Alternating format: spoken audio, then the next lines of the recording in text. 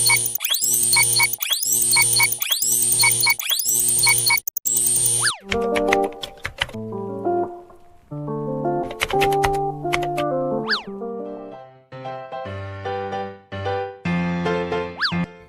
semua, sebelum mulai, perkenalkan kami dari kelompok 9. Pertama, nama saya Aprilia Rahmawati dari Statistika 2019. Saya Basit Abiya'la dari Ilmu Aktuaria 2019. Perkenalkan, nama saya Devi Faransya Kurnia dari Statistika 2019.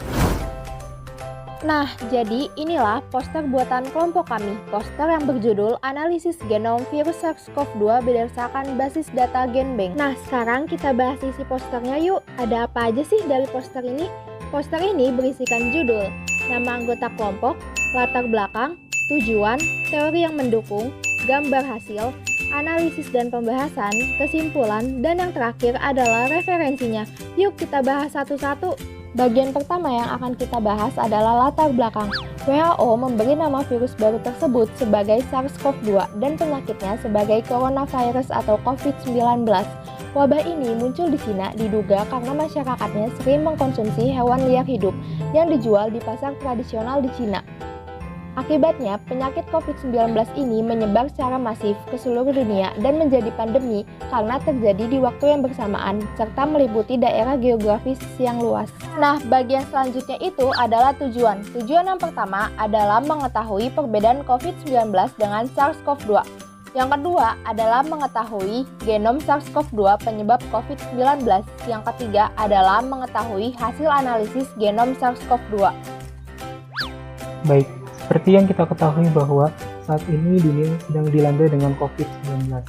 COVID-19 merupakan penyakit infeksi saluran pernafasan yang disebabkan oleh SARS-CoV-2. SARS-CoV-2 dia termasuk ke dalam famili Coronaviridae, di mana Coronaviridae ada 4 generasi, yaitu Alpha coronavirus, Beta coronavirus, Gamma coronavirus, dan Delta coronavirus. Untuk SARS-CoV-2, dia termasuk dalam Beta coronavirus, di mana 96,2% sequence-nya identik dengan BAT-CoV RATG13. Kemudian, SARS-CoV-2 juga termasuk virus RNA strain tunggal positif, berkapsul dan tidak bersegmen. Struktur protein utama dari SARS-CoV-2 adalah protein nukleokapsid, matriks, glycoprotein spike, protein envelope selubung, dan aksesoris protein lainnya.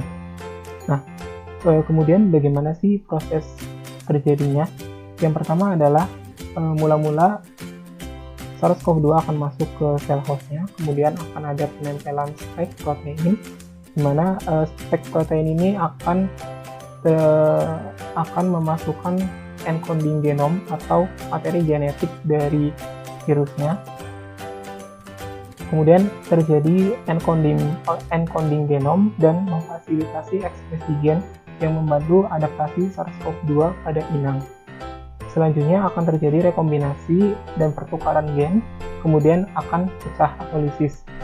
SARS-CoV-2 dia menggunakan reseptor ACE2, yaitu angiotensin converting enzyme 2, yang ditemukan pada Tractus respiratorius bawah manusia dan enterosit usus kecil sebagai reseptor masuknya.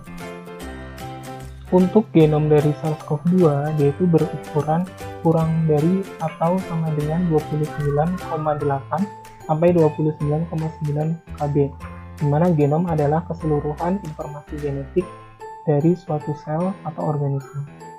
Untuk sequence genom dari SARS-CoV-2, kita menggunakan database dari Genbank, di mana database ini adalah database yang sifatnya open public dari AS. Gambar di samping memperlihatkan susunan genom dari virus corona jenis baru. 2/3 genom SARS-CoV-2 meliputi gen ORF1AB, penyandi ORF1AB protein. Sedangkan sepertiga lainnya merupakan genom virus yang terdiri dari gen penyandi protein structural spike atau S, envelope atau E, membran atau M, dan nucleocapsid atau N. Perbandingan antara genom SARS-CoV-2 dan SARS-CoV memperlihatkan adanya homologi yang tinggi pada level nukleotida. Ada 6 daerah atau region yang berbeda dalam sekuen kedua virus corona tersebut. Region RD1, RD2, dan RD3 merupakan bagian sekuens pengkode gen overlap. Region RD4 dan RD5 adalah bagian sekuens pengkode gen S, sedangkan region RD6 adalah bagian dari sekuens pengkode gen ORF7b dan ORF8. Kesimpulannya, penyebutan COVID-19 merujuk kepada SARS-CoV-2. Nama SARS-CoV-2 berasal dari nama wabah severe acute respiratory illness atau SARS pada 2002-2004 silam.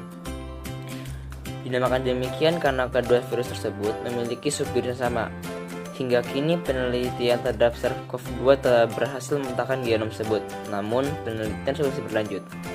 Perbandingan antara genom SARS-CoV-2 dan SARS menunjukkan adanya homologi yang tinggi pada level nukleotida, sementara perbedaan genom keduanya terbagi di 6 region.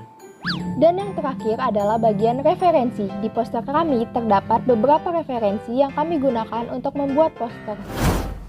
Oh iya, sebelum ditutup, kami juga ingin mengingatkan kepada kalian, di masa pandemi seperti sekarang ini, jangan lupa untuk menjaga kesehatan. Dan untuk kalian yang ingin berkegiatan di luar rumah, jangan lupa untuk menjaga jarak, mencuci tangan, dan jangan lupa memakai masker. Demikian yang dapat kami sampaikan, kurang lebihnya mohon maaf.